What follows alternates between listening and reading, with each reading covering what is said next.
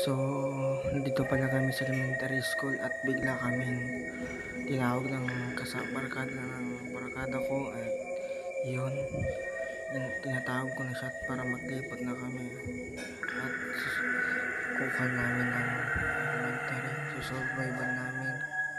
Tinatawag kasi nila itong sementeryo dati at ito, yun, ang resulta kasi may chorpan pa ng bata kasi short o kaya pants, yun na lang.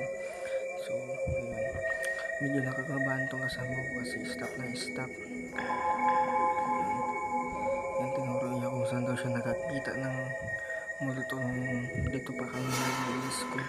Yan, kalakwaso yung nakatayo, yun pala kuwan.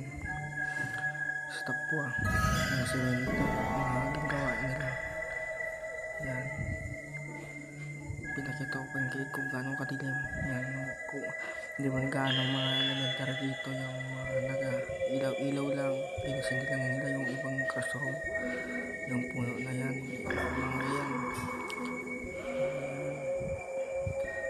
Yan, bigla kami napakuan, may narinig kaming kakaiba.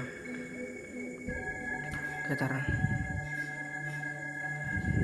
may nagpaset kasi kanina, kaya yun, bigla kami nagpalingon. Ayun, diretso lang kami sa paglalakbay.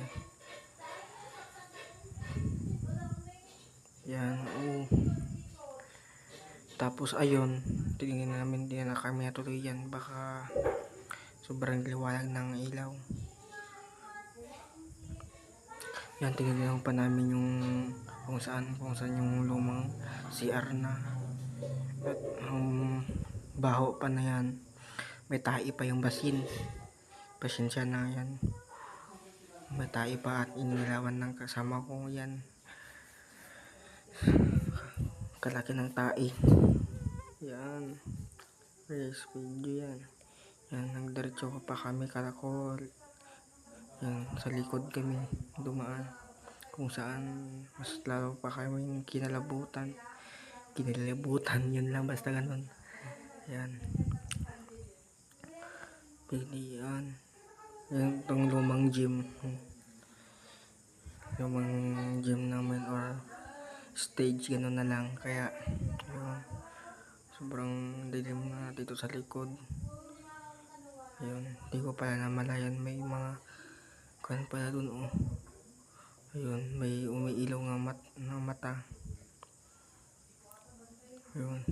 Ayun, kita nyo yan. Ayun, nakita ko na kaagad. Hindi yan